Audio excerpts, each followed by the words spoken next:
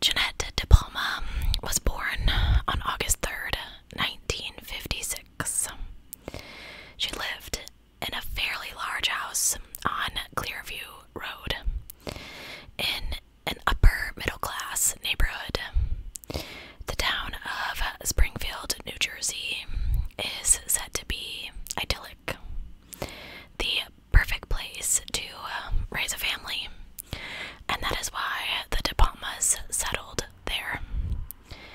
This house was beautiful, and you could see the Manhattan skyline on a clear day, which I think is so cool. But they were far enough from the hustle and the bustle of the Big Apple to make the crime rate nearly non-existent. The Depalma family stuck fast to their morals, being a strongly Christian family. Most people include this fact when they talk about Jeanette. She was a good Christian girl. Although, like nearly every 16-year-old girl, she did have a little bit of a wild side. She had just turned 16, 2 days before this case happens. She was figuring out who she was, like we all do at 16. Her birthday celebration was largely unremarkable. She didn't really do much partying at 16. On the night of August 7th, okay, so 4 days, sorry, got my facts mixed up, Jeanette told her mother that she was off to take the train to visit her friend. Now, the details of this case aren't very available. It did happen 50 years ago, so here's what I know. Jeanette never arrived at this friend's house, and she was never seen alive again. Her mother got really worried because she didn't come home that evening, and she didn't get a call from Jeanette. Finally, when she got very, very nervous, she reported Jeanette missing to the police. But I don't really have the exact timeline for that, whether it was the next day or they made her wait 24 hours. That information's just not out there. You have to imagine that the Depalmas were really just hoping that she would kind of slink in a little abashed that she'd broken curfew without calling, but for some reason her parents knew this was not going to be the case, and they had no idea what a terrible journey that they were set upon that very night, or what evils had been inflicted on their daughter. It took 6 weeks for any sign of Jeanette to turn up, and on September 19th, the unthinkable happened. And y'all, I have reported on a lot of cases here on my channel, and I don't think I've ever told you anything like this. A woman was walking her dog near the quarry when the dog ran off, having caught an enticing scent. This woman was shocked and presumably pretty kind of terrified when her dog returned carrying a decaying right arm, still in its mouth, with the fingernail polish still intact. This woman obviously called the police, who began to scour the area for the rest of the remains. On a cliff in the quarry, ominously called Devil's Teeth, a skeletonized body was discovered. The body was lying face down, with the left arm tucked under her head. The right arm was missing, confirming to the police that this was the body the dog had stumbled upon earlier when I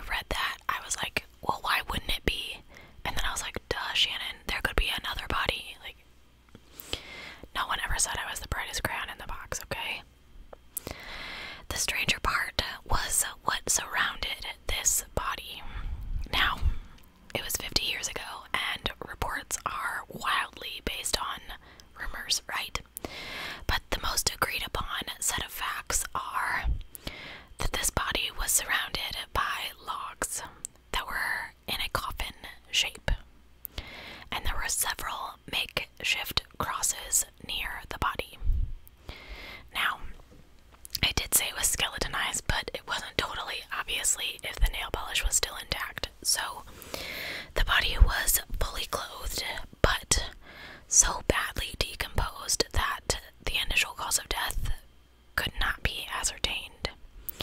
In fact, in one of the reports that I read that she was so decomposed they couldn't do an autopsy.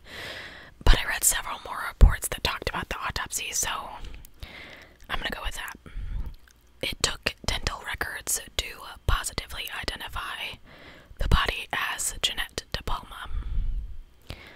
Her autopsy really didn't help with the cause of death, though. Her bones did not show any nick marks, like from stab wounds, no bullet wounds, no other fractures or breaks in any of her bones. X-rays of her skull were taken, and there were no evidence of blunt force trauma to the head, bullet holes, or fractures of her skull either. They did run a toxicology screen, and it showed no illicit drugs in Jeanette's system. Now, for undisclosed reasons, the coroner suspected that strangulation was the cause of death, although I didn't find anywhere that her hyoid bone was broken or anything like that. This led the Union County Prosecutor's Office to treat this case as a homicide.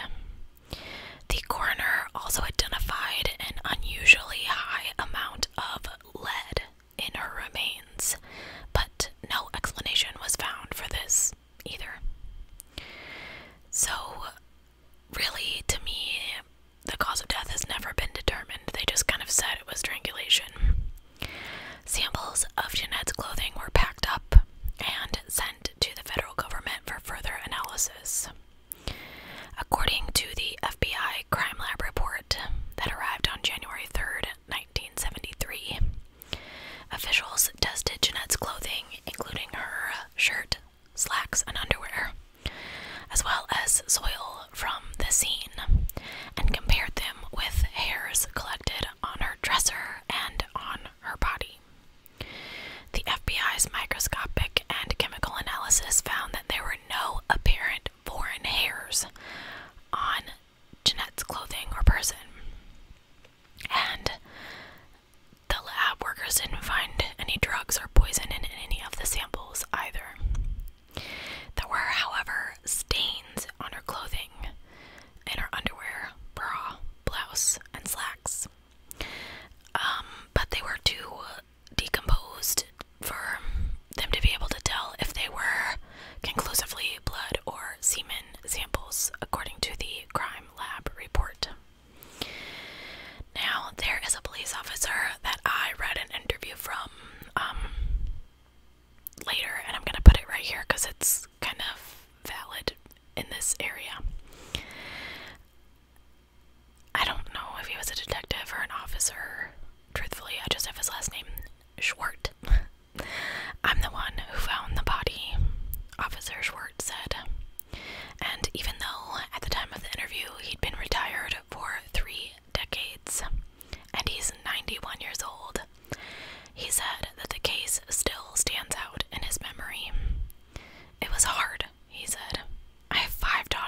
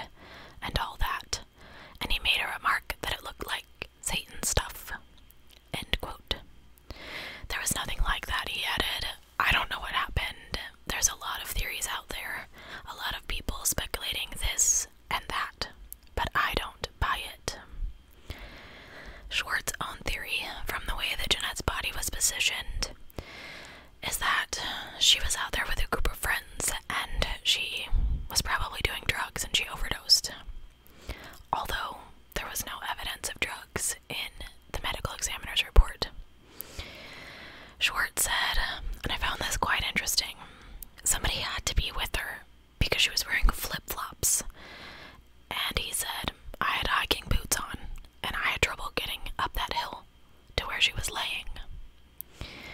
He said there could have been more than one person with her because of the flip-flops. She would have had a hell of a time getting up that hill. Schwartz, who rose through the ranks to lieutenant before retirement, and some of the police said that they knew some of the kids who hung around Jeanette were drug addicts. Schwartz said, "We figured after this period of time, somebody may have had a change of heart and say, I was there, or I know what happened, and here's the truth. But nobody's come forward." Now, in all the articles that I read, there was only one person of interest in this case, and it was early in the investigation. Springfield police received a tip regarding a homeless man living in the woods near the quarry. This man was known to locals as simply Red, and it was alleged that he fled his campsite in the woods shortly after Jeanette went missing. And while this lead did initially look promising, the Union County Prosecutor's Office ultimately decided that Red had nothing to do with Jeanette's death. They met up with him, they talked with him, they ruled him out as a suspect. Investigators continued to attempt to find leads in Jeanette's case, but due to lack of tips from the public, along with inconsistent stories told by the police and her friends, family, and peers, this case went cold. It didn't just go cold. It is ice cold. It is 50 years later, and this case is still unsolved by the police. So obviously, there are some rumors and some theories in this case, and we're going to go over those.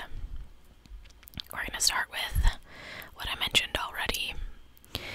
When a murder like this occurs in such a small, seemingly safe town, rumors go crazy, especially when the murder included so many grisly details and mysterious, unexplained aspects. Why was she positioned face down? According to lore, witches were buried face down because it was believed that they could not rise from the grave that way. Why was her arm severed? Why was she spread out so near a formation known as the Devil's Teeth? It, in this day and age, reeked of something to do with Satanism. Of course, everyone jumped to that. It was surprisingly not far from the minds of Springfielders at the time. People had been talking since prior to Jeanette's death that there was some sort of mischievous, murderous cult operating out of the nearby reservation. Rumors began to fly that someone or someones from the reservation were responsible. I kind of don't fly with that. I think that, you can't really point fingers at what you don't understand. And to point your fingers right at the Native Americans says a lot of stuff about people. I didn't really see any sort of evidence to suggest any sort of cult activity on this reservation, apart from the rumors, of course, but those didn't stop.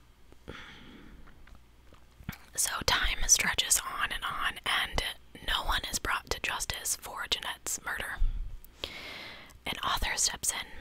Weird New Jersey author Mark Moran steps in and began researching this case. After the story ran again in 1990, Moran received many letters from people that either knew Jeanette or lived in Springfield, New Jersey, and they claimed that there is a coven of teenage witches who claimed that they would kill a child around the time that Jeanette was murdered. But this doesn't really seem to line up to me. How would they do that without showing any evidence on her body or remains? I don't know. Okay, so we got most of the occulty stuff out of the way.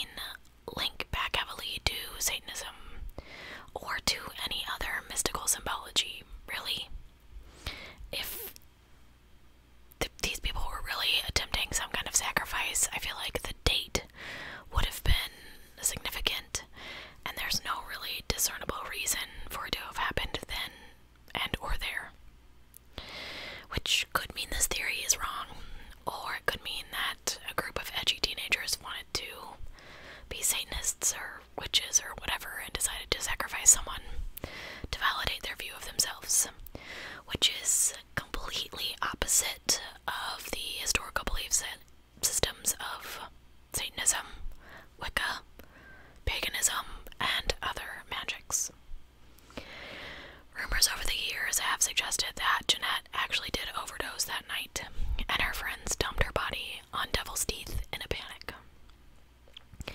This is a theory that we hear again and again when a teenager is found dead under unknown circumstances. Except in this case, the only thing on Jeanette's toxicology screen was an abnormally high level of lead, and if she had overdosed on something, it would have been so unusual that a normal tox screen wouldn't catch it. It really seems kind of implausible to me.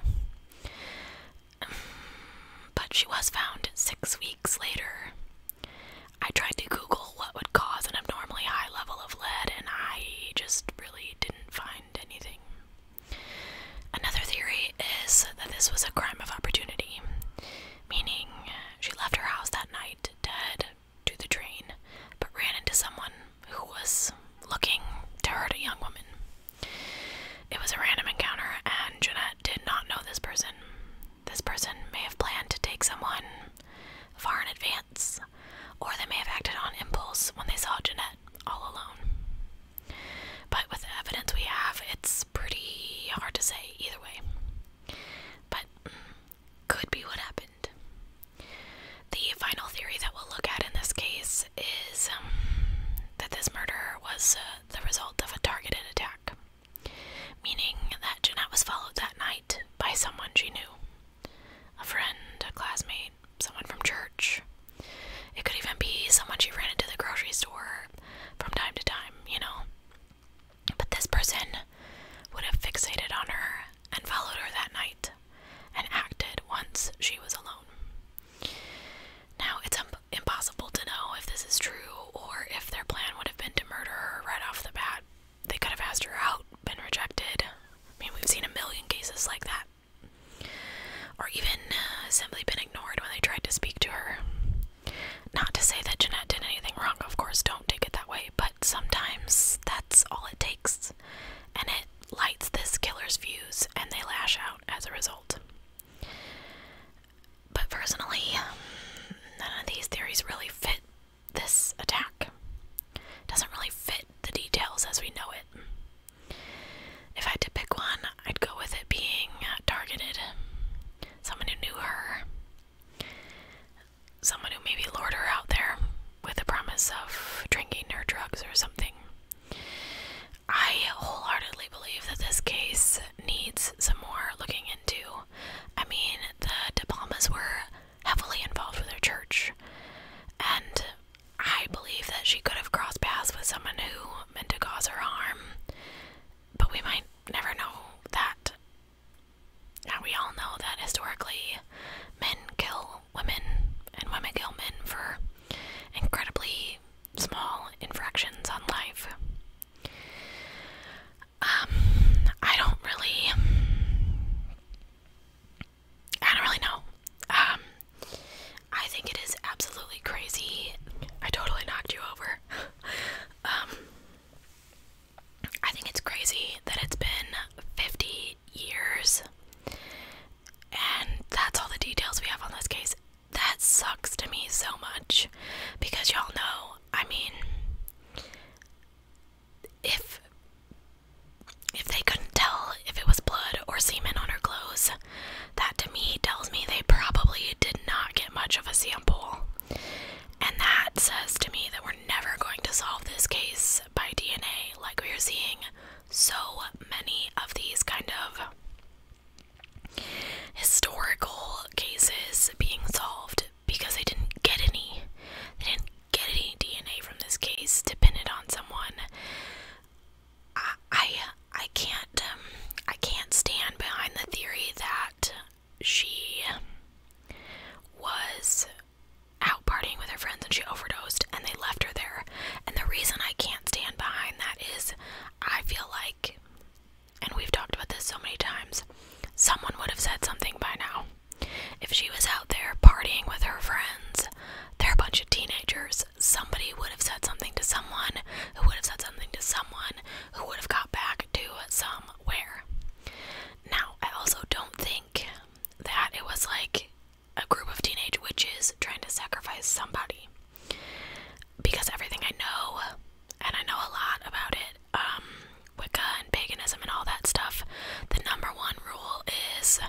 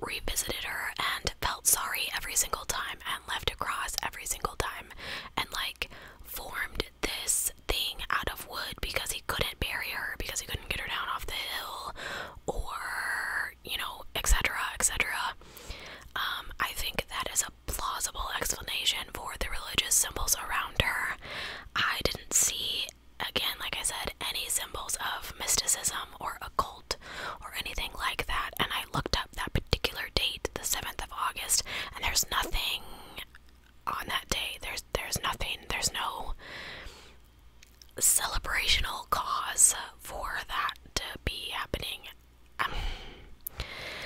I don't think it's extremely strange that her arm was severed, because I read that it was just like her forearm. So potentially the radius, let's just say. Maybe radius and ulna, because the fingernails were still there. I feel like it's a dog, and this dog doesn't have any regard for it actually being a person, and they saw a bone or a treat or whatever, and they gave it a little tug, and that is why her arm was not connected to her body. She was in such a state of decomposition that I imagine that your